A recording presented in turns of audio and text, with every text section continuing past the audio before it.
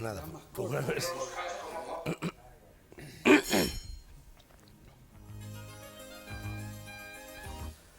Seguid hablando, seguid hablando. No se nos ve. Bueno, si yo lo empecé hace 4 años a escribir, casi.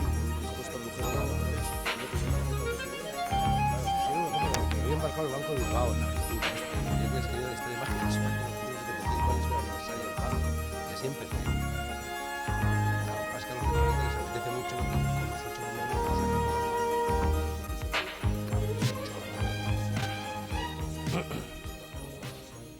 Buenas noches y bienvenidos a El Mundo por Montera, la tertulia nocturna en los jueves de Televisión Española.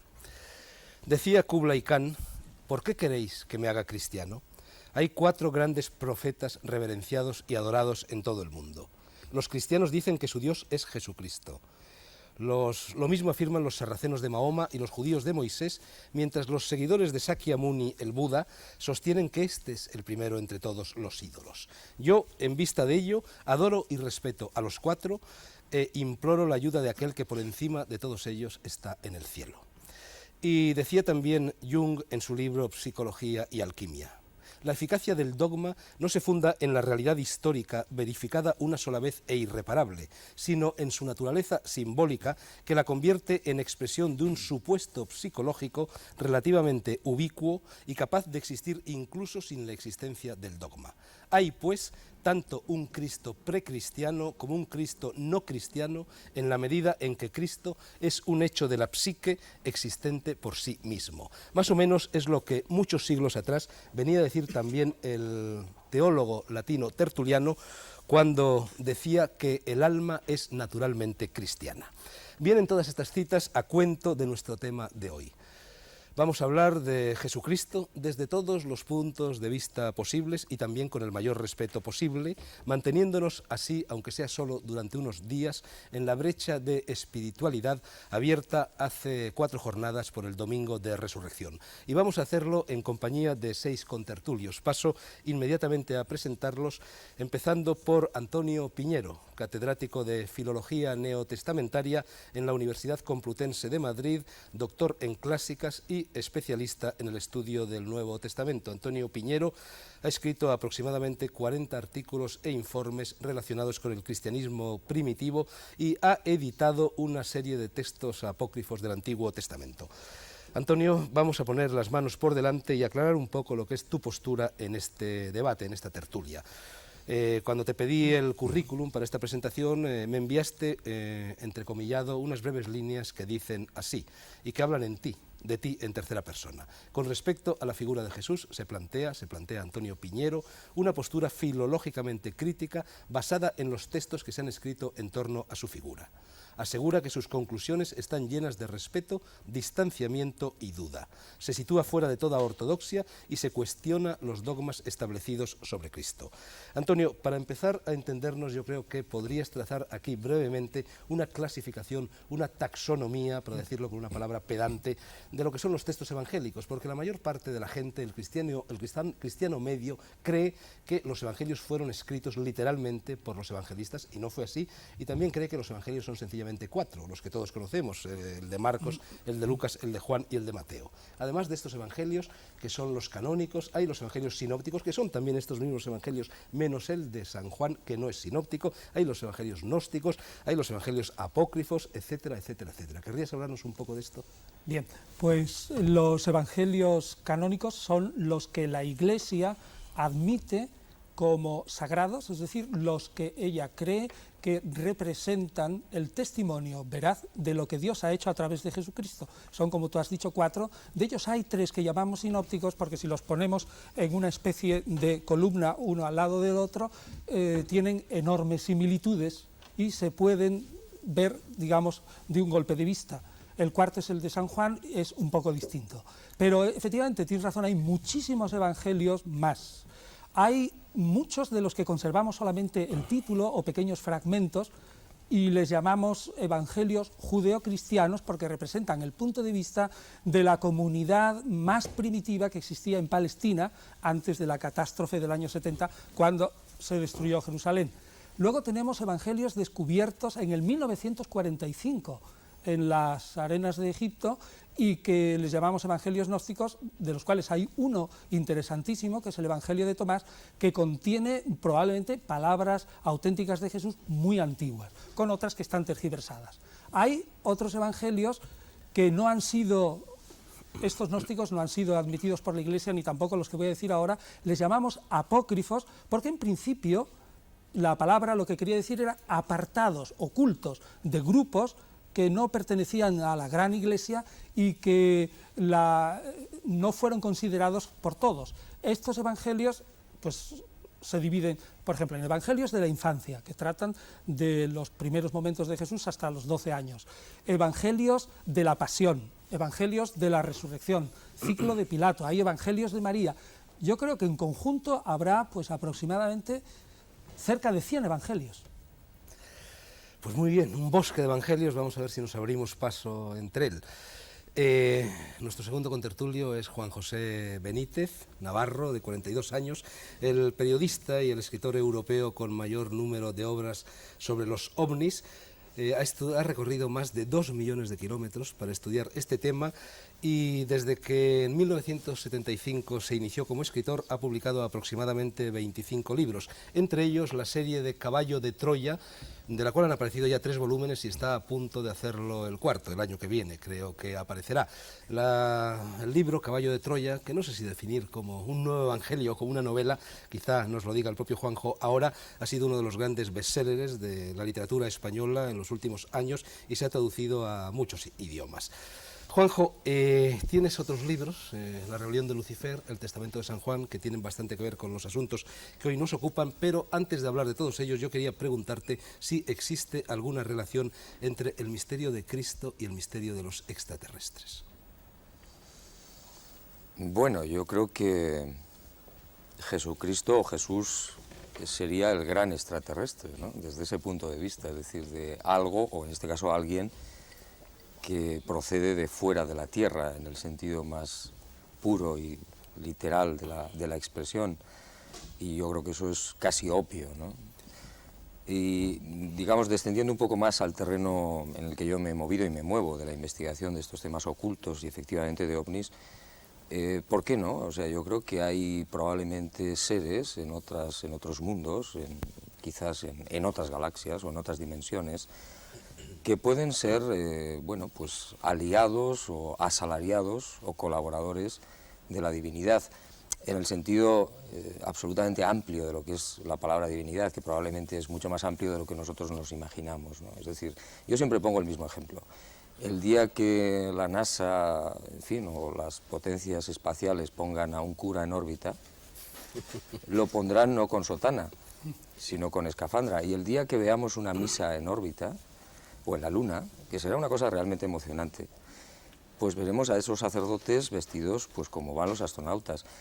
Entonces, quizás dentro de 1 millón de años, o de 500.000 años, o de los que sean, pues la humanidad, los seres humanos, probablemente serán y estarán tan cerca de la divinidad, gracias a Dios, que se ocuparán seguramente de llevar, simplificando la palabra de Dios, pues con sistemas tecnológicos maravillosos. Entonces, ¿por qué no un ser tan próximo a la divinidad como era Jesús no podía tener colaboradores, entre comillas? El padre Casas, que es el único sacerdote presente hoy en este estudio de Televisión Española, se ha removido inquieto en su asiento cuando has dicho lo de poner un cura en órbita, ¿no? Sí, bueno, no lo he dicho con mala intención. Evidentemente. Tampoco lo he tomado con mala intención, ¿no? Bueno, nuestro tercer contertulio es un escritor argentino avecindado en España, Mario Schatz. Nació en Buenos Aires, ha viajado por toda Sudamérica, por Estados Unidos, por Europa y entre 1970 y 1973 vivió en Jerusalén estudiando temas bíblicos, antropología e historia del Oriente Medio. En 1977 recibió una beca del gobierno italiano para estudiar en Florencia la obra cabalística del humanista Pico della Mirandola. es, como ya he dicho, escritor, está inmerso en la redacción de un vasto ciclo, macrocósmico casi, narrativo. Tenemos ahí varios ejemplos: Sol, Luna, Tierra. Hay un cuarto volumen que se llama Marte y me parece que van a venir también otros volúmenes en el futuro. Mario Schatz ha escrito Jesús el Nazareno, terapeuta y cabalista, y también allí arriba aquel libro Senderos en el Jardín del Corazón, poética de la Cábala. Mario, en la contraportada de tu libro Jesús el Nazareno, terapeuta y cabalista, se lee: Jesús el Nazareno no es solo el personaje más importante desde hace 2000 años para la civilización occidental, sino también un arquetipo que reviste una importancia simbólica excepcional. En el presente ensayo, Mario Schatz desarrolla dos facetas poco conocidas del nazareno: la terapéutica y la cabalística.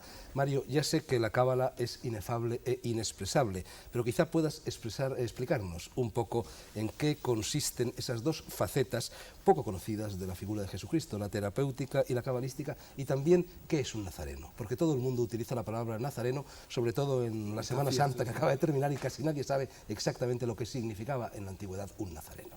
Bien, tal vez deberíamos comenzar por decir que los nazarenos eran aquellas personas, hombres y mujeres, que hacían voto de castidad por un tiempo determinado, que no se cortaban los cabellos, que no bebían vinos, que solían vestir vestiduras blancas, y que en un momento determinado, según narran los evangelios, inclusive Pablo y algunos de sus discípulos son llamados los nazarenos. No hay que confundir nazareno con la localidad de Nazaret o Nazaret, que según parece era una ciudad que no existía en la época de Jesús.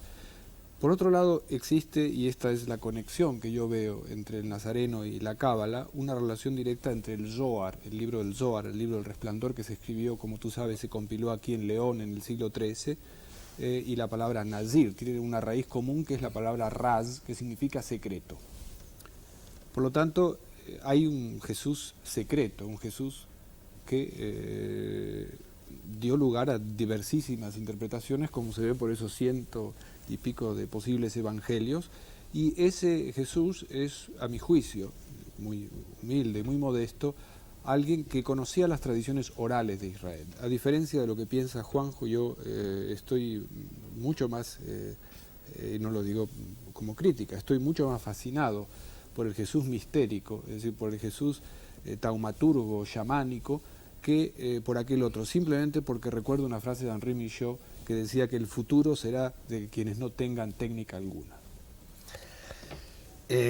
Por cierto, Antonio Piñero, tú has levantado los ojos hacia arriba cuando Mario Schatz nos ha dicho que la ciudad de Nazaret nunca existió. ¿Tú crees que sí existió?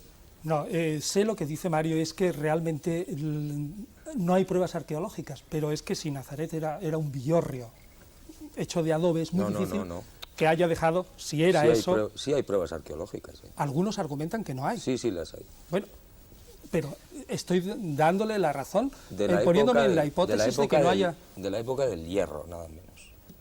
Bien, pero, vale. Bueno, me estás dando un argumento a mí, pero lo que yo quiero decir es que aunque no la haya, fíjate, es muy difícil que no existiera, porque pretendían estos individuos que escribieron los evangelios, sobre todo los canónicos, demostrar algo que atrajera a clientes, llamémosle así. ¿Cómo iban a decir una mentira tan burda como que bueno, estaba es que yo creo que hay una superposición, Nadie sabe, por ejemplo, que el café viene de Java. Todo el mundo piensa que es americano, y realmente en el siglo XVIII el café fue trasladado de Java a Sudamérica. Lo mismo, hay una superposición de la palabra Nazaret con la palabra nazareno, porque las dos palabras coexisten en el Evangelio.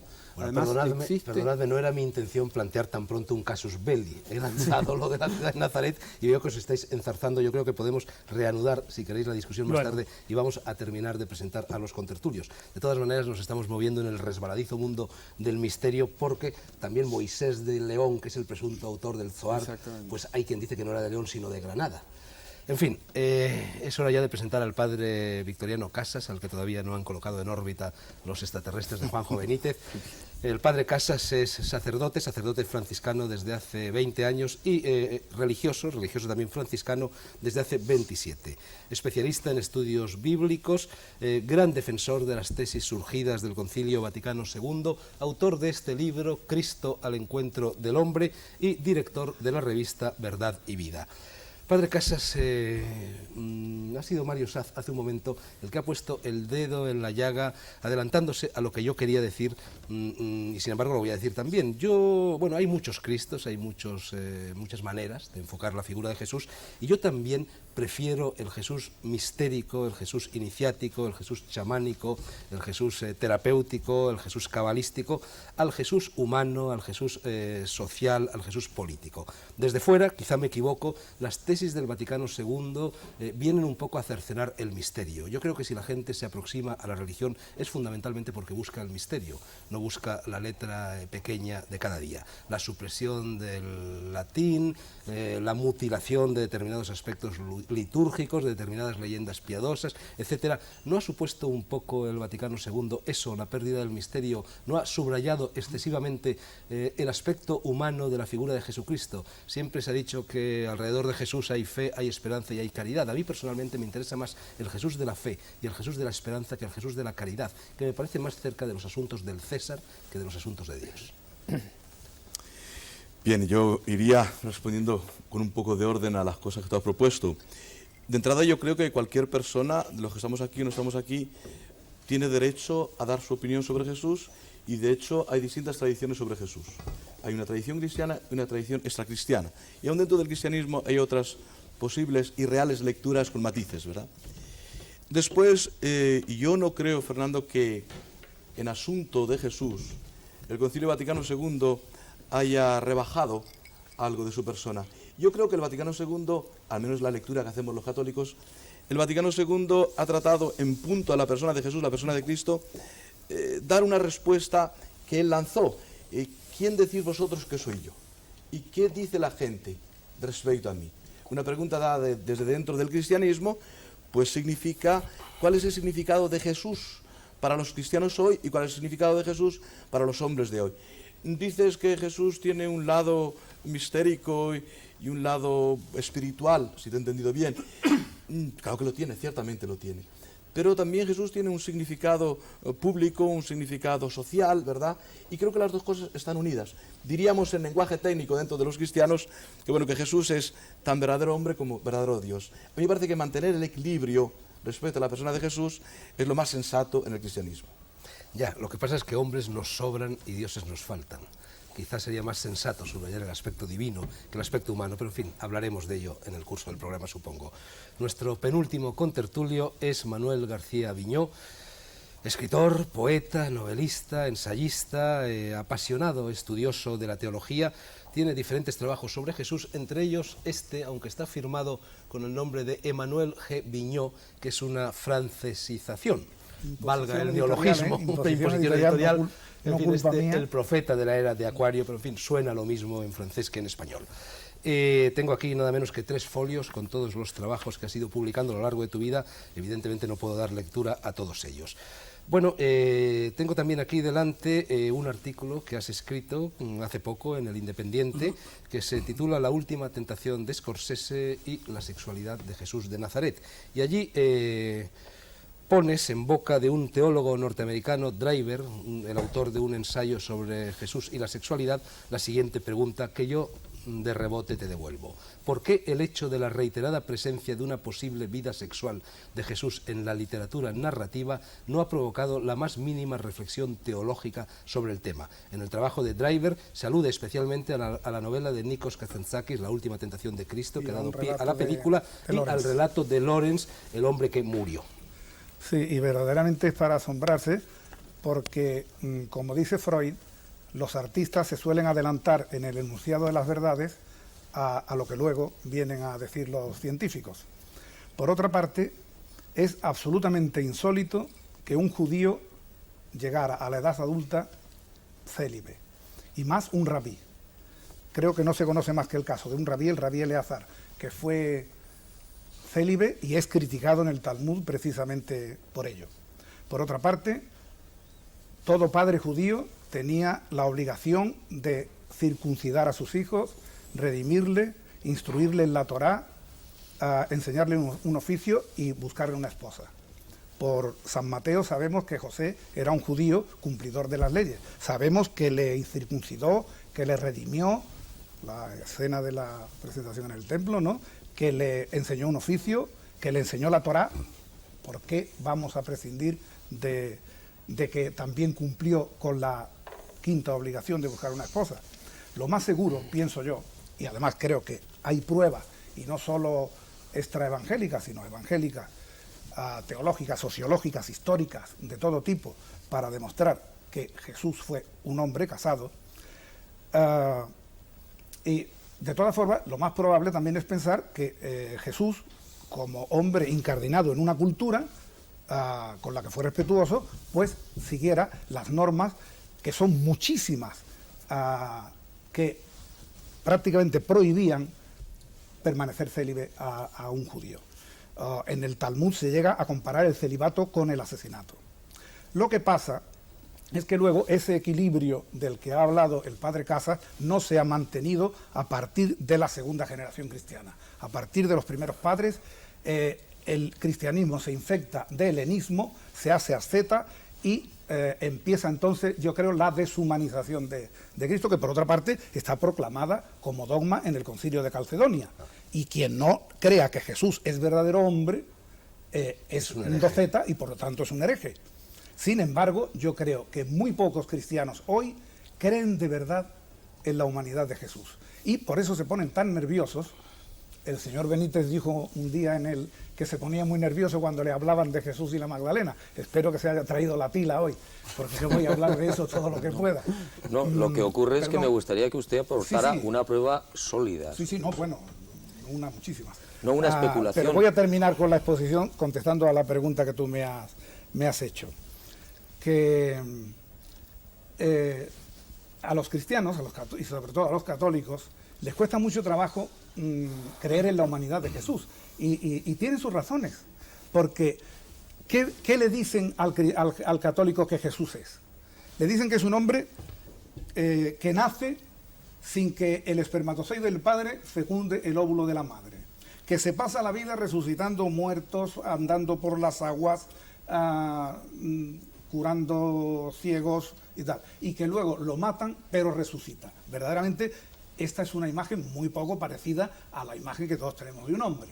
Por lo tanto, se le intenta, se le ve como un algo con apariencia de hombre, pero que en realidad no lo fue. De hecho, en el siglo II se llegó a decir que Jesús comía de una manera especial, que no le obligaba ni a defecar, y que lo sabía todo, que nació sabiéndolo todo. Se llegaba a considerar hereje a quien dudaba de que Jesús ya había nacido con un conocimiento total de lo que había sido, de lo que era y de lo que vendría. O sea, que yo creo, yo en contra de lo que dos de vosotros ya había apuntado, y aún en contra del equilibrio que predica el padre Casas, yo creo que es bueno ahora enfatizar la humanidad de Jesús, porque después del movimiento bulmaniano de los años 25, en que se dice no podemos acceder al Jesús histórico, nos tenemos que conformar con el Cristo de la fe. A mí me parece que la reacción que ha venido luego de los discípulos de Bulman ha sido buena, y ello ha conducido a una cosa tan positiva como es la teología de la liberación. Bueno, por el momento... Bien, nuestro último contertulio y tertuliano casi fijo en este programa, aunque ahora llevaba un par de meses sin aparecer por aquí, desde que vino para hablar de Dalí, no había estado con nosotros, es Fernando Arrabal. No voy a presentarlo, naturalmente. Presentar a Fernando Arrabal sería pura tautología. Arrabal es Arrabal, o sea, uno de los pocos genios ibéricos que nos quedan. Arrabal delirante, Arrabal onírico, Arrabal negro, Arrabal cosmopolita, Arrabal surrealista, Arrabal pánico, Arrabal absurdo, Arrabal provocador, Arrabal devoto. Fernando, ¿qué es para ti, qué es para todos esos arrabales y quién fue, a tu juicio, Jesús de Galilea? ¿Un profeta, un sabio, un revolucionario, un místico, un curandero de cuerpos y de almas, un mesías, un dios, un hombre? Bueno, pero qué gran sorpresa, porque estoy rodeado de grandes especialistas sobre el esperma de la madre de Jesús, grandes del especialistas padre, hombre, no de la madre. Sobre los evangelios, grandes especialistas, etc. No voy a nombrarlos a todos, pero yo estaba seguro que iba a poder venir aquí a blasfemar, me iba a encontrar entre una serie de personas que creían en Jesús y que creían que Jesús era el Mesías, que creían que Jesús era la segunda persona de la Santísima Trinidad. Pero he aquí, a mi gran sorpresa, que el tema no está ni esbozado. Nos están mirando millones de españoles y los millones de españoles les trae sin cuidado saber si ha llegado por un platillo volante o si se trata de un nazareno hermético, si eres un alquimista o lo que queramos saber de los evangelios apócrifos o no. Estoy muy decepcionado, padre Casas, de su intervención. Aquí se trata de un tema capital y como nadie lo está defendiendo, voy a defenderlo yo. Estaba dispuesto a blasfemar, pero ahora estoy dispuesto a defender la divinidad de Jesucristo. Estoy dispuesto a defender lo que proclamó ese gran castrado de la humanidad que fue Abelardo y que creó y que definió de manera admirable el misterio de la Santísima Trinidad. Estoy dispuesto a defender a la segunda persona de la Santísima Trinidad, ya que usted, padre Casas, me decepciona a no defender la divinidad de Jesucristo. Pues si Jesucristo no es Dios, entonces ¿para qué estamos hablando de ello? Hablemos entonces de los esenitas, hablemos del maestro de justicia, hablemos de los alquimistas del siglo XI, hablemos de lo que sea, pero estamos hablando de Jesucristo. Entonces yo creo que el tema está lanzado, lo importante y lo que quiero saber y lo que tenemos que discutir es si Jesucristo es Dios o no. Y como nadie lo está defendiendo, yo voy a hacerme el abogado del diablo, esta vez el abogado de Jesucristo. Yo proclamo que Jesucristo es Dios. Un momento, Fernando. Contra tirios y troyanos. No contra mí, yo me sumo a tu propuesta. Yo creo Juanjo. que la pregunta de Fernando Sánchez Dragó, las preguntas iban en otra dirección. A mí no se me ha preguntado si yo creía que Jesús de Nazaret era el Hijo de Dios. ¿Por qué de Nazaret? Es de Belén, Bueno, pero, como David. es igual. Es muy importante que sea de Belén. Pues Usted como ha hablado de tiene que ser Dios para que hablemos de él. Déjeme hablar. Voy a hablar muy poco, pero voy a hablar alguna vez. Usted ha hablado de los No, usted ha hablado de los evangelios. Tenemos 4 evangelios. En este momento no sabemos la fecha de esos 4 evangelios. En el año 72 estábamos seguros que era el año 36 el de Marco, era el año 67 el de Mateo, etcétera, y por fin el año 100 el de Juan. Pero ahora nos dicen que son contemporáneos, gentes con tanto saber como el suyo, nos dicen y nos aseguran que son contemporáneos. Me importa un bledo saber si fueron contemporáneos o no. Quiero saber una cosa. Quiero saber si Jesucristo es Dios o no. Y yo creo que es Dios. Y yo creo que es Dios porque a lo largo de la historia de la humanidad estamos contemplando dioses que son como Jesucristo. Buda fue concebido de la misma manera que Jesucristo. Como saben ustedes, a Buda le concibe un elefante que pasa al lado de su madre Maya, mira a Maya y queda concebido Buda. Por cierto, que si los budistas fueran tan necrófilos como nosotros, tendríamos hoy, en vez de cristos en las iglesias, tendríamos váters, retretes, puesto que, como sabéis, Buda murió en un retrete tras habérsele explicado 1000 veces que no comiera el famoso banquete de puerco con especies. Como Spinoza también. Bueno, sí. Spinoza murió de una indigestión era vegetariano y esa vez tomó sopa de pollo y parece que se... Bueno, me voy a callar ya. Mis queridos amigos, yo ahora ya me callo ya. Quiero preguntarte... ¿Jesucristo es Dios o no? Bueno, es la pregunta. Y me callo ya. ¿Quién o qué no es Dios? La pregunta está mal planteada, porque yo pienso que ninguno de nosotros dudó de la divinidad.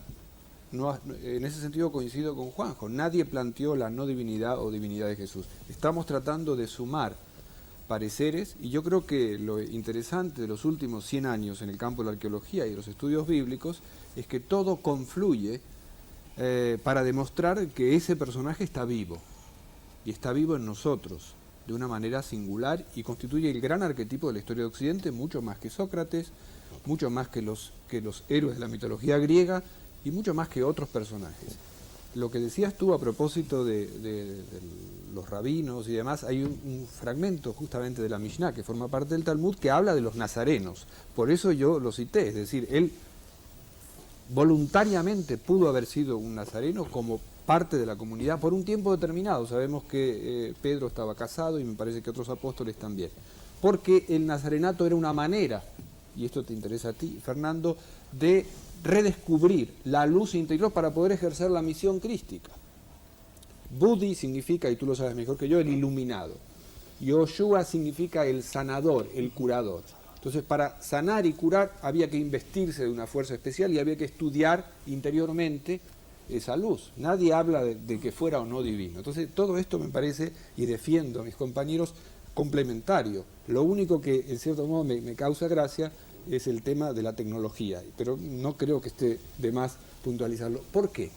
Porque precisamente todas las reflexiones del Evangelio que hace Jesús al respecto minimizan la tecnología. No preocuparse por la comida, no preocuparse por el vestido.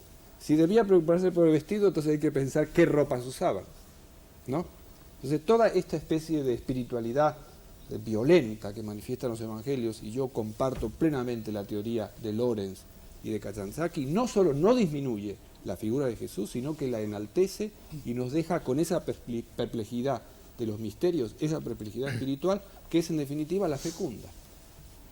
Bueno, pero yo creo que ha sido un poco tajante al decir que si no es Dios, no hablamos de nada, porque entonces es que no podíamos hablar de Einstein ni podíamos hablar de nadie, ¿no? Pues se puede hablar de gente que no son Dios. Einstein. Bueno, vamos a ver, Manolo. Quiero decir que se puede hablar de gente que no son Dios. Y personalmente yo no creo que Jesús fuera un Dios bajado a la tierra.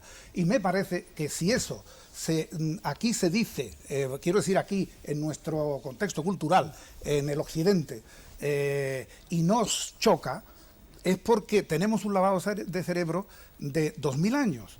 Porque si no, nos resultaría... No, por favor, perdona, no déjame, insultes antes me has dicho cállate, ahora te digo yo cállate. No insultes a mis padres y a mis abuelos. Bueno, pues yo no insulto a tus padres. No eran víctimas de ningún lavado de cerebro. Has dicho antes cállate, ahora digo yo cállate, por favor. Pero es que no te puedo dejar pasar un insulto. Venga, habla, Manolo. Pues de todas maneras, voy a terminar mi idea. Rogaría a todos los contertulios que tuviesen en cuenta que Fernando Raval ha actuado sobre todo como un provocador y como un hombre de teatro que es, y ha conseguido provocar, además. El mismo derecho que tenemos los demás detrás de lo que ha dicho Fernando, detrás de lo que ha dicho Fernando hay algo que yo también percibo, y es que desde hace aproximadamente 2 siglos y medio o 2 siglos, desde la Revolución Francesa más o menos, hay una tentativa constante de destacar los aspectos humanos de Jesucristo frente a los aspectos divinos. A mí como creyente eso me molesta.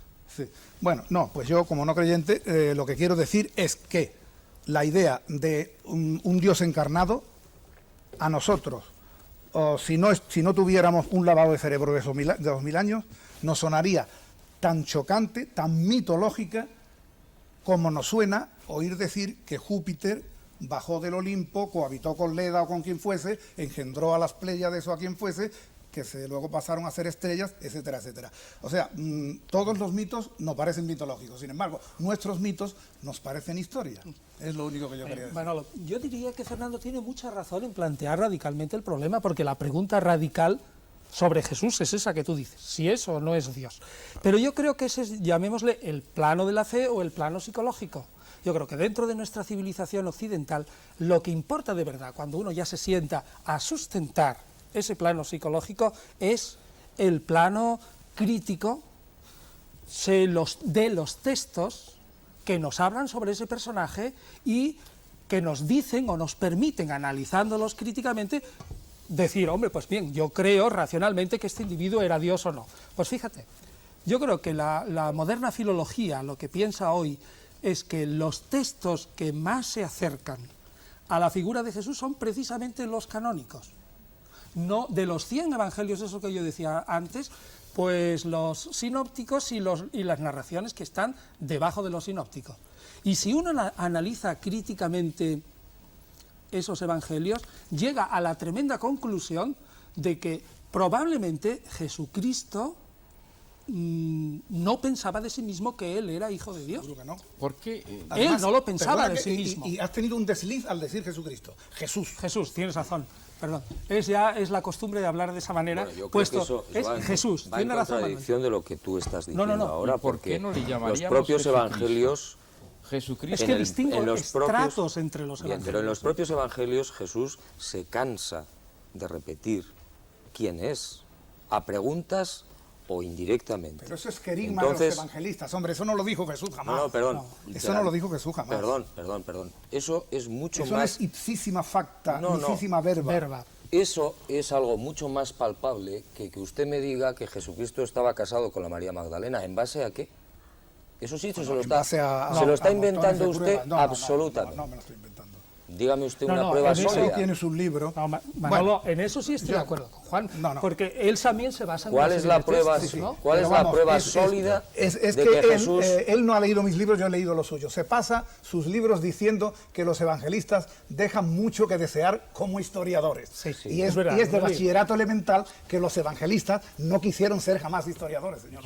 Yo Por supuesto, preferiría es de que en bachillerato esta- elemental. Yo Pero no me ha preferiría- Se respondido. pasa la vida No de me ha un momento respondido. usted que dejan mucho que desear Perdón, como no historiadores. me ha Yo respondido no a la quisieron pregunta. De uno en uno, historiadores. por favor. Yo preferiría que en toda esta discusión no se utilizaran términos descalificadores como los que ustedes emplean a menudo, como los que usted acaba de emplear.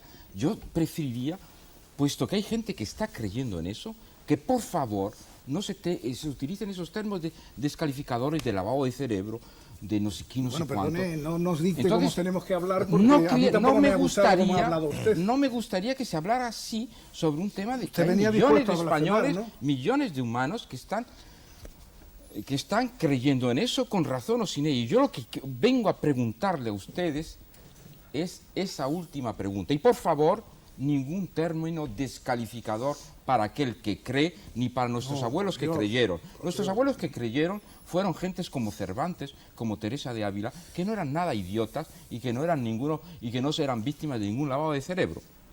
Fernando, Bueno, yo aquí creo hay- que... No, sí, no, Pero, Juanjo. Fernando, aquí hay personas Juanjo muy y después el padre cualificadas Casas. que pueden responder perfectamente a tu pregunta, sobre todo por el conocimiento que tienen de la religión judía de entonces y de la tremenda fortaleza que tenía la religión judía y el peso que tenía entonces en la sociedad judía. ¿Qué personaje se podría atrever, si no es un loco, a declarar públicamente que él es el Hijo del Dios No vivo? lo dijo, hombre. Entonces- Eso es perigma evangélico, de Bueno, los bien, de evangelistas. acuerdo.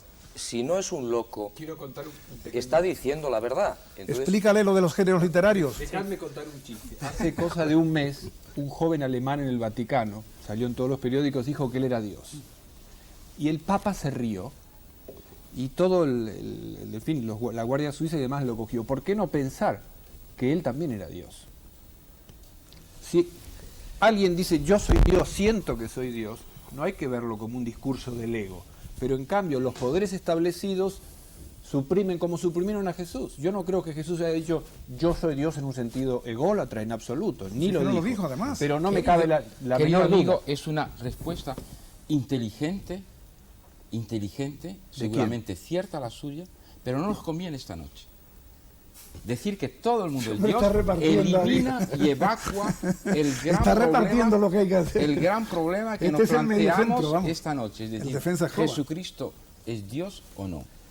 Y esa pirueta, ¿Era ese el tema? esa pirueta No era ese el inteligente tema. de usted no evacua el problema, desgraciadamente. Vamos a ver, tres puntualizaciones. Sí, una, Mario Schatz está hablando desde el punto de vista del panteísmo, que es un respetable punto de vista que yo también comparto. En segundo lugar, Fernando Arrabal, la cuestión que se está planteando esta noche aquí teóricamente no es si Jesucristo es Dios o hombre. Este programa tenía un rótulo compuesto exclusivamente por una sola palabra, Jesucristo. Y en tercer lugar, yo creo que la voz de la Iglesia, en este caso la voz del padre Casas, que hasta ahora casi no ha podido ser escuchada, tiene derecho a que la oigamos.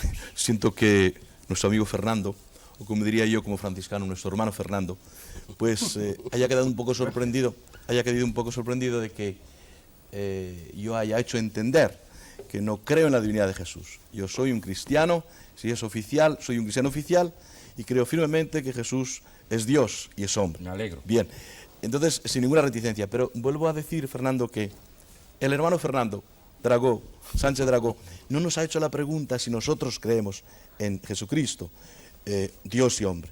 Si me la hace a mí, yo creo en él como Dios y como hombre. Creo que la discusión iba por otro lado, pero para que no tengas ninguna duda, sí que creo. Y otro dato que quería decir es que Mario ha hecho algunas anotaciones, como buen conocedor del judaísmo, que Jesús era judío naturalmente, y es que no es verdad que Jesús, aun históricamente, tenga que ser interpretado como un hombre cualquiera. Porque hay dentro de la historia constante hombres con un modo de ser y un comportamiento extraordinario.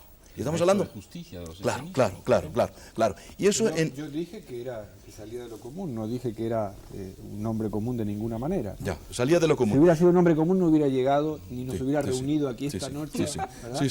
Tan perturbadora. Y en consecuencia, la muerte de Jesús, el Nazareno o el Galileo, como queramos decir, sumo respeto de la persona de Jesús, la muerte de Jesús no fue porque él dijese o se considerase Dios, sino porque a través de este ser y de esta persona, ¿verdad?, emanaba una realidad distinta a la realidad cotidiana, una realidad de sanación, de curación, de redención, de dignificación de la persona, o divinización de la persona, diríamos, ¿verdad? Y otro dato que quiero decir es que lo que se ha escrito sobre Jesús, hablo de los evangelios canónicos, sería bueno hablar también de lo que ha dicho antes Antonio, pero hablo ahora solamente de los evangelios canónicos. Los evangelios canónicos han sido escritos desde la conciencia de una comunidad histórica que ha tenido la experiencia del Espíritu y la experiencia de que Jesús sigue vivo más allá de la muerte, la resurrección. Y desde ahí, desde esta conciencia de Jesús resucitado, el Espíritu de Jesús está en la comunidad, han escrito sobre él como hombre. Luego, no como un hombre cualquiera, han escrito de él y sobre él desde la experiencia de que él está vivo, está resucitado, de que él es el Cristo, de que él es el Hijo de Dios. Desde ahí, desde esta experiencia de fe, de proximidad del resucitado, han escrito los evangelios, los canónicos me refiero. Yo querría agregar, Y el resto del Nuevo Testamento. Claro. Y el resto del Nuevo Testamento. Lo que es evidente es que al citar Fernando antes el caso de Buda y el nacimiento de Buda y ver un paralelo en todo caso entre un avatar y otro, Júpiter y el nacimiento de Dionisio. Por supuesto nada admite, y no lo digo Mitra y Krishna. ni bien ni mal, ni para bien ni para mal, nada admite comparación, porque nosotros somos nuestra cultura y no somos por caso budista. Pero lo que es evidente es que yo recuerdo ver una pintura china que muestra a un maestro Chan, un maestro Zen, que puede romper una imagen de Buda y no por eso es menos budista. Lo que es evidente es que en nuestra tradición, y en ese sentido comparto con él la idea del lavado de cerebro, no podemos ser críticos y seguir siendo cristianos. Porque cada vez que se ha producido esto, reforma, contrarreforma, persecución, muerte, yo creo que es hora de poder hablar y tomarlo como un maestro humano y divino y acercarnos a él con la absoluta alegría de saber que tiene cosas que decirnos. No estoy de acuerdo contigo, Mario. Se puede ser perfectamente cristiano, Sí. y bueno, no tener por qué tener un lavado de cerebro. Es decir, tú puedes creer en Jesús de Nazaret, como es mi caso, Sí. y no compartir en absoluto, probablemente por desgracia para mí, con la púrpura y la cúpula del Vaticano. No, yo no hablaba de eso, yo hablaba de aquellos instrumentos creados por el poder para hacer lo que él dijo. No necesariamente ni la púrpura ni el Vaticano son eso, pero hubo dentro de la Iglesia instituciones que la misma Iglesia no criticó. Y esto me parece que sí se ha producido en el budismo, que es una religión o una tradición en la cual la crítica forma parte de la creencia. En cambio, dentro de los místicos y dentro de la tradición franciscana existe justamente, y me parece a mí que la figura de Francisco echa una luz hacia atrás para entender muchas cosas de Jesús. Por eso yo creo en un Jesús gnóstico, es decir, creo en un Jesús con un mensaje, con un conocimiento. Y eso es lo que me parece que hay que buscar, independientemente de lo divino o lo humano, pero déjame terminar. Entonces, es cierto que una institución, a medida que se solidifica, va obturando esos conductos que permiten a los fieles acercarse a esa fuente de aguas vivas. Pero siempre han existido maestros que se han esforzado. Abelardo, San Juan de la Cruz, Santa Teresa. ¿Cómo les fue? Sí, la fosilización. ¿Quién los trató mal? ¿Ellos a sí mismos? No, fueron tratados mal por la institución que defendía aparentemente lo mismo en lo que ellos creían. Entonces, eso sí que hay que mencionar. La fosilización de la verdad. Mario, pero también es necesario recordar que aun dentro de la Iglesia institucional histórica ha habido y hay siempre una corriente crítica dentro de ella. Y tú has citado a Francisco, ¿verdad? Ojalá. Y diríamos el franciscanismo. Bueno, y tantos otros movimientos de la Iglesia. Y yo no quiero negar, yo afirmo claramente que en la Iglesia hay una realidad deleznable, condenable o opinable, ¿verdad? Pero afirmo que a la vez... Nadie ha dicho eso. No, digo yo. Pero a la vez en la Iglesia, ¿verdad? Ha habido y hay... La Iglesia somos todos, Iglesia significa comunidad, así que... No, pero me estoy refiriendo ¿Estás refiriendo a la jerarquía? No, a la jerarquía no, No me estoy refiriendo a la jerarquía, me estoy refiriendo a la Iglesia como realidad histórica ¿Como y realidad... institución? Sí, como institución. Como realidad histórica y realidad institucional, realidad también espiritual. Quiero decir que en la Iglesia, como dijo ya San Agustín, simul sancta et peccatrix, a la vez santa y pecadora la Iglesia, ¿verdad? Entonces creo que esta doble realidad históricamente se ha mantenido y se mantiene, ¿verdad? Me deja una brevísima intervención, ¿no? Es que simplemente en el sentido de lo didáctico que hablábamos antes de entrar en el estudio, yo creo que es importante que quede claro, porque hasta el señor Benítez, que escribe libros sobre Jesús, parece que no está enterado de eso, que todo lo que los evangelios ponen en boca de Jesús no lo dijo Jesús. Probablemente casi nada de lo que los evangelios ponen en boca de Jesús lo dijo Jesús. Pero eso es querigma, es usted, apologética. Demuéstrelo. Lo que usted está diciendo, demuéstrelo. No, hombre, pero si eso está demostrado. ¿Y cómo puede demostrar Eso está si no ha habido- demostrado. Eso está ¿Sí? demostrado por todos los especialistas. Pero dígame usted, un especialista. Lo que son los géneros literarios, los Dígame, logiones. no, los géneros literarios no son, no Dígame son usted un boca de Jesús. especialista. Si eso fuera cierto, las catedrales se derrumban. Pues se derrumbarán. No, tiene porque se que ver derrumbarán. con Entonces, literales. explícales. Yo creo Tengo que la aquí impresión- escamoteamos un pequeño problema, y es que estamos hablando sobre un personaje que conocemos, Juanjo, y aquí va, yo respondo un poco también a esta pregunta, conocemos a través de textos solamente, y textos escritos en griego, y 5 siglos copias, después, copias que nosotros... Que no es la versión reciente. La versión reciente es que son textos arameos traducidos al griego y mal traducidos al griego. Eso se discute, Fernando, eso se discute muchísimo. Mira, yo te hablo desde el punto de vista, llamémosle así, de uno que está todo el día tratando esos textos, ¿no? Quizás no sea el punto de vista más exacto, pero por lo menos el que más se acerca. Entonces, repito, nosotros conocemos a esta figura a través de textos. De y estos 4 textos, textos. no, casi 100, si quieres. Entonces, lo que tenemos que hacer es acercarnos críticamente a los textos, no simplemente leerlos sin más. Entonces, grosso modo, lo que yo te puedo decir es que se descubren en los textos más cercanos, que son los canónicos, los evangelios aceptados, por lo menos 3 estratos. Uno, pongamos por ejemplo el caso de Marcos. Lo que escribe Marcos, y pongamos desde el año 70 más o menos, o la última redacción después del año 70. Lo que escribe Marcos como representación suya y de la comunidad. Después, el segundo estrato más hacia abajo, más hacia Jesús, es el estrato de la comunidad más primitiva inmediatamente después de Jesús, de lo que tú hablabas, de esa sensación que tenía esa comunidad después de la resurrección. Lamento decirte que yo acabo de leer un libro en que se demuestra que los textos son contemporáneos a la vida de Jesucristo y que es un texto tan creíble como Jesucristo, el Hijo del Hombre, de un ateo... ¿Me puedes curioso. decir el autor? Olvido el nombre. Es que mira, se ha escrito de todo. Exactamente. Ah, uy, Exactamente. Exactamente. ese le conozco ¿Sabes bastante que bien. reconoce, dice, afirma Sí, yo que comparto esa sí, teoría, pero que los evangelios son contemporáneos. Mira. La sorpresa de los evangelios y la sorpresa con Jesús hablas un es argumento- que no hay textos en el primer siglo, ni siquiera Flavio José, que apenas hay 2 contemporáneos puede ser No hay de, nada, de no hay 40 nada. a 100 años. ¿Qué quiere Pero decir sí, contemporáneo? pero Fernando- Es decir, como contemporáneos no estamos muy seguros de la fecha de la muerte de Jesús.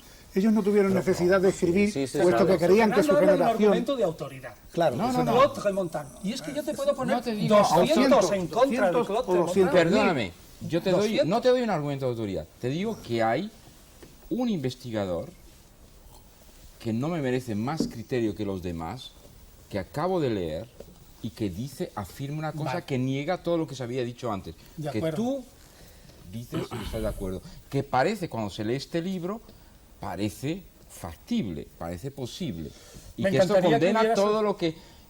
Que hubieras leído las críticas tú sobre el estás libro de hablando, Claude Remontan. tú estás Que yo hablando las he leído. del año para Marcos, del año 70, yo siempre había leído el año 36. ¿Y tú qué habías leído tú? Yo no soy Estaban tan exacto. convencidos de que su ¿Sabes? generación era la última, Sí. que no creyeron en la necesidad de Pero me ponerlo permites por el terminar el medio. argumento. El Por argumento favor, vamos es- a dejar a Antonio Piñero que Termina. termine. Yo lo creo voy a que empezar a decir. Antonio sí es la autoridad en el tema. Bueno, De los me que dedico estamos a aquí, esto, digo, ¿no? de los que estamos aquí. Lo que te quiero decir, os quiero decir a todos es que hemos hablado ahora de 2 estratos, ¿no? Que puedes discutirlo. Pero después de ese segundo estrato hacia atrás, que es el de esa comunidad, tienes que reconocer que hay en esos escritos otro estrato que es el que pertenece directamente a Jesús. Pues bien, hablando ya de argumento de autoridad, toda la argumentación filológica de hoy, salvo alguno que otro, ya te digo, yo he leído las críticas sobre el libro de Tremontan, lo que se ha escrito por ahí, porque yo escribo un boletín de filología neotestamentaria en una revista así técnica sobre ese asunto, pues te puedo decir que el 99,99% de los filólogos y de los teólogos que tratan esto afirman hoy día, incluso de los católicos, que precisamente por lo que tú decías, Victoriano, que están escritos desde el punto de vista de la fe, es prácticamente imposible, salvo un acto de fe también del lector, saltar desde ese segundo estrato de la fe de la comunidad primitiva al primer estrato del Jesús auténticamente histórico y en sus palabras. No es un argumento. Entonces es terriblemente difícil, es lo que yo digo. Desgraciadamente no es un argumento porque el 99% de los grandes pensadores del siglo XVI, desde el Islam hasta el catolicismo, todos creían en Dios. Y ahora cuando vamos a las universidades nos dicen no hablen de Dios porque nadie cree en Dios. Es decir, el argumento de autoridad, el 99,99% no tiene, para mí no tiene. Para mí tampoco, criterio. Pero empleo tu mismo argumento. Yo os querría preguntar a todos. Argumento de autoridad, yo empleo otro. Yo querría preguntar a todos, y especialmente a Antonio Piñero, a Juanjo Benítez, al padre Casas y a Manolo García Viñó, lo siguiente.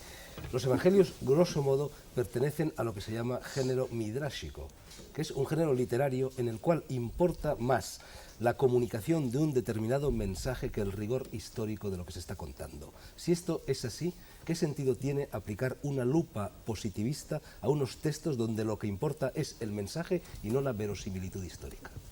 Muy bien, esa es justamente la clave. Pero nosotros estaríamos de acuerdo con eso si la fe fuera un puro hecho psicológico. Pero nos han acostumbrado desde pequeñitos que la fe es un obsequium rationale, un obsequio racional. Por lo tanto, estamos totalmente justificados. O no, Antonio, era precisamente tertuliano, no tertuliano de esta tertulia, sino el tertuliano teólogo que ya ha salido a relucir, en el quien decía creo porque es dicho. Absurdo. Sí, yo creo ciertamente, lo dice en el apologético. Los estudios teológicos son estudios inteligentes, finos, son estudios que no tienen nada de lo que tú piensas, de lavado de cerebro, y me parece que no se puede... No he dicho eso. Lo ha dicho Manolo García. Discúlpame, no creo que yo no he dicho que los textos de no, que nosotros estudiar teología hoy en día en una universidad está reservado a estudiantes de élite, estudiantes que miden muy bien y que especulan muy bien y que miden muy bien las cosas, como lo midieron muy bien en el siglo XVI, y las polémicas que vemos en la Universidad de Alcalá de Henares, las polémicas con Spinoza, son polémicas de un alto nivel intelectual y que no podemos condenar así, de pronto, así, de manera... Ahí hablábamos de cosas distintas, ¿no? Yo quiero comentar, como siempre, con un toque de humor, una frase de un famoso rabí del siglo XVIII que decía, el que cree no necesita pruebas. Y el que no cree, ninguna prueba considera suficiente. Exacto. Entonces, por lo tanto, yo no creo que la fe sea algo de lo que se pueda hablar. Los grandes místicos españoles del XVI, justamente cuando llegan al momento de la unión mística, y me parece que en eso se parecen a los místicos de toda época, no saben qué decir, toda ciencia trascendiendo. Entonces nosotros queremos tener una aproximación científica, no terminaríamos nunca. Pero si realmente queremos, y perdona que sea un poco, que manipule un poco la situación, si queremos que Jesús vuelva a vivir, y digo, para aquellos que no todavía consideran que no vive lo suficiente, pues tenemos que apelar a todos los medios posibles, los buenos y los malos, los críticos y los no críticos, para hacer de este helado mundo en el que vivimos un poco de calor. Y en ese sentido yo creo que todo es bueno. Estamos viendo ahora por televisión la serie de Servet. A mí Servet me parece un personaje extraordinario y desde el punto de vista de la ortodoxia de la época era un hereje. Así que ¿por qué no pensar que Jesús, desde el punto de vista de la época, también podía haber sido, para el caso del pueblo judío, un hereje? Entonces hay que poder decir como Goethe con enorme simplicidad que gris es toda teoría y verde y dorado el árbol de la vida. A mí me parece que la vitalidad del cristianismo, en todo caso, si la tiene, está en que Jesús habla del árbol de la vida, no habla de teorías. Y en ese sentido, es verdad lo que tú dices, a la pregunta de Fernando, a la pregunta de Fernando, Padre Casas y Manolo García Villo. a la pregunta o propuesta de Fernando, yo creo, ¿verdad?, como acaba de decir así en voz baja Antonio Piñero, se le ha entendido que sí, que se trata de, aun los que somos creyentes, de fundamentar nuestra fe. La fe que busca entender. De manera que convertir el cristianismo en un club de gente ignorante me parece algo inaceptable. Y hay O al estilo de James, ¿no? de James, es decir, es verdadero lo que es bueno y lo que me da placer. Yo eso no lo entiendo tampoco. Bueno, aquí estamos jugando un poco los papeles trocados, Padre Casas, porque quizá quien quiere entender la fe corre el riesgo de perderla, ¿o no? Yo de eso estoy convencido. Yo no conozco a un teólogo que sea creyente, de verdad. Ortodoxo no, desde luego, eso por supuesto. Hombre, yo creo que no hay que ser, más que ser historiador de las religiones. Eso es un género midrásico. Eso es una afirmación muy atrevida, una butada, una ocurrencia, ¿verdad? Es una butal, pero no tan butal. Mira, yo creo que un historiador de las religiones o un teólogo corre muchísimos riesgos. Si es hombre de fe, yo personalmente no creo que exista más fe que la del Carbonero, por muy racionalizada que sea luego, como decía Rey Marus, porque la fe racional no es, ahora se puede razonar. Pero respondiendo a la pregunta que tú me hacías a mí, a la parte que me toca de ello, no, yo en los evangelios mismos, o los evangelios no es todo predicación de fe, en los evangelios hay distintos géneros literarios, y en el año 42 el Papa Pío XII publicó una encíclica que se llama Divino Afflante Spiritu, en el que le decía a los exegetas, a vosotros os toca dividir y decirle al creyente común qué es en los evangelios mito, qué es leyenda, qué es querigma, que es historia. Querigma quiere decir proclamación. Pero aún así eso afirma, o mejor, contradice la afirmación tuya. Porque si el Papa dice en 1943 ese asunto... 43. Es igual. 43. Bueno, sí, tampoco vamos a discutir sobre eso. Si el Papa dice eso, es porque el Papa entiende que es muy interesante que los creyentes tengan una fe razonable. Fides quaerens intellectum. Claro que sí. Razonada. Razonada. La fe que busca el entendimiento. La fe que busca entender. Lo cual quiere decir, bueno, pues una fe muy en contacto con la cultura, una fe que es capaz de decirse a sí misma, de expresarse, lo que decía la carta de Pedro, estar dispuesto a dar razón de la fe y esperanza que hay en vosotros. Padre a los que Casas, lo pregunten, ¿verdad? Padre Casas, yo conocí una vez a un cura, a un párroco de un pueblo pequeño de León, que me dijo cuando yo tenía 15 o 16 años, me dijo: cuando alguien en el confesionario me pregunta, padre, ¿es pecado comer chorizo en Viernes Santo?, ya sé que esa persona va a perder la fe. Pero no entiendo tu ocurrencia. Sí, que la fe o la tienes o no la tienes, y que yo creo que planteársela es peligroso para el mantenimiento de la fe. De todas formas, querría cambiar un poco el tercio y hablar de algo que quizá es el nudo gordiano de todo lo que aquí se está discutiendo, y es lo que se refiere a los años ocultos de la vida de Jesús. Y tú tienes mucha razón, Manolo, cuando has dicho antes que no todo en los evangelios es midrásico, pero en cambio sí es midrásico todo lo que se refiere en los textos evangélicos a la vida oculta de Jesús. Estuvo Jesús en Egipto, estuvo Jesús con los esenios, y te miro a ti, Mario Schatz, porque en tu libro hablas bastante de ello, y también te debería mirar a ti, Juanjo Benítez, porque también en tus libros hablas mucho de ello. O estuvo Jesús, como pretenden otras tradiciones, siguiendo la ruta de la seda u otras rutas parecidas y perfectamente verosímiles desde un punto de vista histórico. Estuvo en Cachemira y en lo que en la India se llama Pequeño Tíbet, en Ladakh, donde existen al parecer manuscritos en los monasterios tibetanos, del budismo tibetano, que certifican esto. Me gustaría saber lo que pensáis. Si vinieron reyes de tan lejos, quiere decir que si sabía tan lejos, ¿por qué no podía haber ido en esa dirección? Si había camino de ida, también había de vuelta. Eso lo dejo totalmente abierto. Lo que es evidente es que, y en ese sentido creo que es muy importante el trabajo de la filología, cuando uno reconstruye un poco el mapa histórico de la época, hay muchísimas coincidencias. Esenio proviene de la palabra saya, que en el arameo significa médico. Y Yoshua es Salvador, y él cura, efectivamente cura como dicen los evangelios, por lo tanto tenía que saber algo de curaciones, ¿no es cierto? yo siento, esenio proviene, es la misma palabra hebrea que hasidim, Hasidim. solo que pronunciado También en soy de esa arameo, opinión, sí, sí. asanim, asidaio y en griego. Bueno, yo estoy casi seguro de médico que no, ¿eh? quienes nos están mirando no saben en su mayor ¿Quiénes son parte los quiénes son los esenios? esenios. ¿Por qué no se lo explicas, Bueno, Antonio? pues vamos a ver, los esenios eran una especie de monjes judíos que, muy enfadados porque estimaban que en el templo de Jerusalén se hacían unos sacrificios que no eran conforme a la ley, se habían retirado al desierto como una comunidad que ellos estimaban a sí mismo el verdadero Israel y que esperaban el fin inmediato de los tiempos y la consumación, es decir, la salvación de Israel a través de una acción de Dios. Eso eran los esenios. Y lo que se discute es si Jesús pertenecía o perteneció, o Juan Bautista, a ese grupo o no. Y entre los esenios, a diferencia de lo que sucedía entre los judíos, y ahora te miro a ti, Manolo García Viñó, sí era importante el celibato. Se admitía el matrimonio, pero los grandes maestros esenios eran todos célibes. Parece Y ser que sí, predicaban pero la vamos, también castidad. parece ser que había En ese caso esenios- Jesús sí hubiera esenios sido casados. casto. Pero por un motivo especial, Claro. por un motivo, digamos, de disciplina interior, la castidad, la Iglesia misma lo dice, es una gracia. Eso. No era algo que uno quería o no podía fracasar en ello, ¿verdad? Pero era libre. Esto es muy importante, uno podía entrar y salir, no sé en el caso de los esenios, ¿no? Oye, lo que yo quería decirte que es muy importante, has planteado hoy el problema de otras tradiciones sobre Jesús. Yo diría esas tradiciones también se basan en una serie de textos, incluso tenemos un amigo común que se fue hasta el Nepal a buscar uno de esos manuscritos, ¿no? Creo recordar.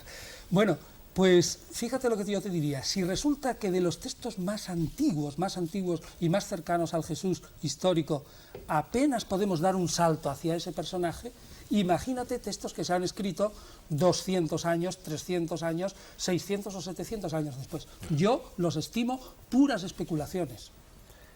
Sí, pero no es una No contienen especulación. nada. Ese tufillo oriental, ese tufillo budista, ese tufillo de Vedanta, Perdón. que se desprende de las enseñanzas ¿Por de qué Cristo. creer menos en la palabra de lo que creyeron los pintores, como bien citó Arrabal y comparto plenamente, los pintores europeos de la época gloriosa de la pintura religiosa que pintaban los flamencos un Cristo rubio, en el antiplano un Cristo moreno? ¿Qué importancia tiene? Entonces, ahí nos planteamos verdaderamente el tema de la fe, el tema de la creencia y el Cristo es tema un de la arquetipo, forma, ¿no? por supuesto. Bueno, además, si Cristo además, es una recreación tuya de tu espíritu interior, sí, pero si tú basas esa recreación tuya en unos argumentos, Yo creo esos que ahí argumentos está es el gran historia, ¿no? El gran problema que plantea Schweitzer primero y Bullmann después. Para Bullmann, que era un hombre de fe, como puede ser para Vizcaíno, Victorino, puede no tener Victoriano. importancia el rastrear demasiado y el llegar mucho al personaje histórico, porque Bullmann decía, no, para la vivencia de fe basta con el Cristo de la fe. Además, él creía que no se podía... Existencial. ¿Perdón?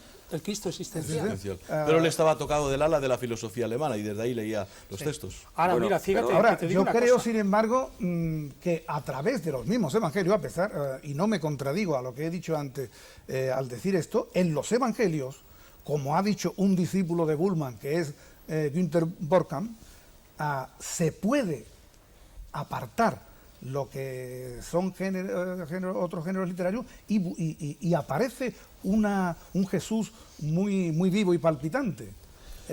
Por lo menos un poco de él. Porque no cabe duda, empezamos porque incluso en los mismos evangelios tenemos noticia de una décima parte de la vida de un hombre que vivió entre los 34 y los 36 años. Bueno, Juanjo pero ten Benítez, cuidado que lo que está sí. diciendo es muy peligroso y apunto una idea que decía Juanjo, ¿no? Fíjate, lo que tú dices es más o menos, le estás dando argumento a lo que dice Juanjo. A propósito de tu tesis central, que yo he leído cosas tuyas y de Manuel Asensio, a propósito de la sexualidad de Jesús, ni uno solo de los argumentos filológicos sobre los textos, en mi opinión, sincera y humilde, Hombre, ni uno perdona, solo se mantiene en pie. Perdona, el cuarto evangelista, para hablar de Jesús y la Magdalena, hace un paralelismo exacto con el diálogo del esposo y la esposa del Cantar de los Cantares. Eso puede tener una significación. Eso es un invento como el de las bodas de Caná. Jesús, no, lo de las bodas de Caná sí tiene más cariz de invento. Otro invento. Lo de las bodas de Caná sí, porque no se ve la relación. Otra cosa, cuando María se dirige a Jesús, le llama mi Señor. En el lenguaje de la época eso es mi marido. Y le llama Rabuni. No es verdad. No es verdad. No es sí verdad. Es verdad y no lo digo yo. Quien conoce arameísmo y judaísmo... Rabuni quiere decir maestro y quiere decir también marido. No es verdad. Sí es verdad. No es verdad. Sí es verdad. No es verdad. Bueno, cuando uno aquí nos podríamos tirar ahora a la cabeza... No, hablamos filológicamente. Filológicamente. Sí. Adoni en hebreo le diría Marí. No. En arameo. Rabuni. O Balí también. Balí, mi marido. Yo te quiero preguntar. Kasseman, a Günther Borkman... ¿No conoces esa frase de San Juan de la Cruz que dice, donde no hay amor, pon amor y sacarás amor? Siento ser un poco sentimental, ¿no? Quiero decir que realmente nosotros sacamos lo que ponemos, ¿no es cierto? Tú sacas de Jesús lo que pones en él. Yo quería enlazar con lo que está diciendo Mario Saz, porque me parece, vamos, yo no soy experto prácticamente en nada, pero me doy cuenta de que aquí se está volando muy alto probablemente desde un punto de vista de los estudiosos y de la dialéctica, y supongo que hay muchísimas personas, como es mi caso, y tengo la obligación de referirme a esos 3 volúmenes que llevan 1 millón de ejemplares y donde resulta que la inmensa mayoría de las personas que leen a ese Jesús comparten por un lado el hecho de que es y les atrae el aspecto humano y por otro, por supuesto, el mensaje que decía Mario Saz. Y a mí me parece que nos estamos olvidando un poco de las dos cosas fundamentales desde el punto de vista de la gran mayoría. Es decir, el Jesús humano y Dios, por supuesto, y divino, y su mensaje, que es fundamental. Yo creo que todo lo demás, bueno, son especulaciones absolutamente, bueno, pues muy respetables. Estamos de acuerdo contigo, pero lo único que yo, por ejemplo, siempre he dicho e insisto es que en que me fundamentes su persona y su mensaje en algo que a mí me deje tranquilo y sólidamente asentado, ¿no? Y eso yo creo que es la labor de la filología, ahí. Atacar ahí a los textos y hacer exégesis, que es pura historia. Si yo con la pura historia, que es la pura exégesis, llego luego a ese mensaje que tú dices, oye, miel sobre hojuelas, pero ¿y si no llego? Pero si es que eso está absolutamente claro como la luz. El mensaje está repetido y claro como la luz. Y me refiero de nuevo a Mario Saz, que es, creo, uno de los grandes expertos en la escritura. Nada, como San Juan de la Cruz. No, me parece que yo comparto, perdonadme que sea tan conciliador, ¿no?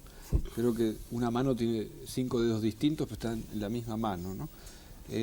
Comparto un poco la opinión de todos, pero creo sinceramente que deberíamos confesar qué es lo que cada uno siente con respecto al tema, ¿no? Por lo tanto, no hablar de las ideas de los demás, sino de lo que uno cree encontrar en su investigación y siente que debe ser así. Entonces, eso yo, si me lo permites, Mario, te lo agradecerá porque será un acto de sinceridad de nuestra parte. Yo voy a empezar, ¿no? y te agradezco muchísimo el planteamiento, porque además me parece que es fundamental.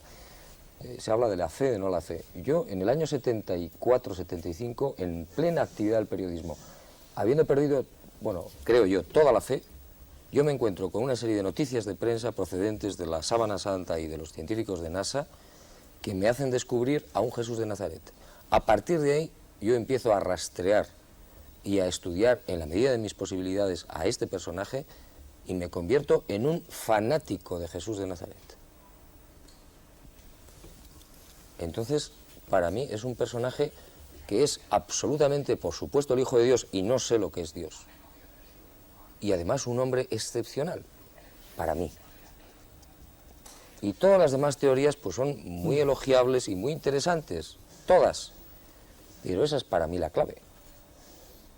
Yo, desde ese punto de vista, me considero cristiano, pero estoy absolutamente de acuerdo con King cuando dice que ser cristiano no es forzosamente aceptar esta o aquella cristología, por excelsa que sea, sino querer en Jesús y seguirle.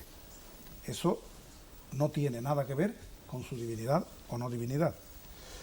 Pues para mí lo que me produce de verdad el contacto con esa persona a través de lo que sobre él se ha escrito, pues es un mar de dudas. y no otra cosa, sinceramente. Y creo que es honesto decir, un mar tremendo de dudas. Y con los instrumentos que poseemos, pues es muy difícil salir de esas dudas. Yo tengo que decir Lo que pasa es que hay que entrar, no hay que salir. y yo tengo que decir que procedo Entreme donde no supa, que procedo de la que llamaría Fernando la fe del carbonero, de la fe popular, de la fe del pueblo, de ahí procedo. Y es esa fe del pueblo de los creyentes de la Iglesia, la que me da la noticia de Jesús. Y he creído siempre en él. Y después he pasado a una lectura científica y de crítica textual de los textos, ¿verdad? Y mi fe se ha reafirmado, porque y yo no puedo afirmar sino que leo los textos desde una postura de fe. Desde ahí la leo, ¿verdad? Claro. Y claro, estoy contando mi historia, ¿verdad? Y respeto la historia de los demás, ¿verdad? Una postura de fe, absolutamente reviertes en la fe. Sí, Eso sí. no cabe duda. Sin embargo, yo creo que últimamente los antropólogos y sobre todo los nuevos físicos están mandando o están a punto de mandar al paro a los teólogos. Hombre, hace muchos siglos que los están mandando. Pero de siempre han estado mandando al paro a los teólogos, ¿verdad? Hombre. Todavía yo no me siento en el paro, tengo cada día más trabajo, o sea que... Yo diría que los cerebros mejor organizados de la historia son teólogos. Los cerebros mejor organizados son Tomás de Aquino, Agustín, San Agustín, Maritain, Pascal, son gentes que estaban iluminadas por la fe. Entonces, pensar que la ciencia puede echar abajo a la teología, me parece admirable que usted lo crea. Fernando, dejemos en paz a los teólogos porque nos faltan 3 minutos. Aquí todo el mundo se ha definido menos tú y yo. Defínete, por favor. A mí me hubiera gustado pasar esta noche entre un grupo de creyentes y ser un blasfemo. Hubiera sido divertidísimo. Entonces he tenido que ser defensor de la fe cristiana, lo cual es tan agradable como ser blasfemo. Bueno, yo he dicho que faltaba yo y también yo me voy a definir. A mí me pasó algo parecido a lo que le ocurrió a Juanjo Benítez. Y yo, en lugar de navegar en un mar de dudas, navego en un mar de certezas. Yo fui evidentemente cristiano en mis años mozos, abandoné el cristianismo y no es que me convirtiera, pero sí es cierto que me interesé mucho por el budismo, por el hinduismo, por el taoísmo, por el islamismo, y a través del budismo, del taoísmo, del islamismo, etcétera, redescubrí la figura de Cristo y recuperé el cristianismo. Yo creo que con esto ya nos hemos definido todos y, aunque no vamos a poder discutirlo, me gustaría formular una última pregunta y que se quede en el aire al padre Casas. ¿Por qué la única iglesia, de las grandes iglesias que existen en la humanidad, que evoluciona es la cristiana, es la católica, mientras el islam permanece inmóvil, mientras el hinduismo permanece inmóvil, mientras el budismo permanece inmóvil o casi? A mí como creyente eso me inquieta también. Y me desasosiega. Respondo que... Si las verdades son eternas, lo que sirve de soporte a las verdades debería también de ser eterno y no evolucionar. Tomás de Aquino escribió en el siglo XIII que fides non est in verbis, sed in re, que quiere decir, la fe no está en las palabras, en la expresión de la fe, sino en el contenido. Yo creo, ¿verdad?, que el contenido de la fe de la Iglesia, de los cristianos, es un contenido permanentemente transmitido, proclamado y celebrado. Ahora, el cómo expresar, cómo releer, cómo ofrecer ese contenido, bueno, pues varía y cambia, que es la función de la teología, ¿verdad?, y la función de las reuniones de la Iglesia, llámese concilios, sínodos, etcétera, ¿verdad? De manera que yo creo que la fe de la Iglesia no cambia. Sí puede cambiar la manera de expresar esta fe. La fe no está en las palabras, está en el contenido, que decía Santo Tomás. Y yo creo que en la Iglesia ha habido siempre un permanente repensar esta fe, ¿verdad? Desde dentro y también desde las preguntas que nos lanza el mundo de hoy, pues el Concilio Vaticano II, ¿verdad? La pena es que algunas cosas no las haya pensado antes de mandar a alguien a la hoguera. Bueno, pero es que la Iglesia es también, desgraciadamente, pecadora, ¿verdad? Nosotros encontramos a la Iglesia de hoy perfectamente conformista, incapaz de estar a la altura de su propia misión, y lo lamentamos totalmente como poetas. Pues para mí el gran problema de la Iglesia hoy es que precisamente no puede evolucionar. Porque si evolucionara, dejaría de ser ella misma. Yo estoy de acuerdo contigo. La verdad, probablemente el mensaje que decía Mario de Jesús, desgraciadamente la Iglesia lo ha fosilizado. ¿Puedo decir una última cosa? Mientras Yo me no nos remito corten. a lo que comentaba el padre antes, que realmente la frase de Aquino, por supuesto, es una frase totalmente bíblica, figura me parece que en el Levítico, que dice: un santuario me haréis y bajo vosotros o entre vosotros moraré, no en el santuario. Entonces la iglesia somos nosotros, la iglesia no son los oropeles, no es el mueble, no es nada. Ahora bien, si no celebramos ahí, como dice Arrabal, pues habrá que buscar otros lugares para celebrar, pero seguiremos celebrando.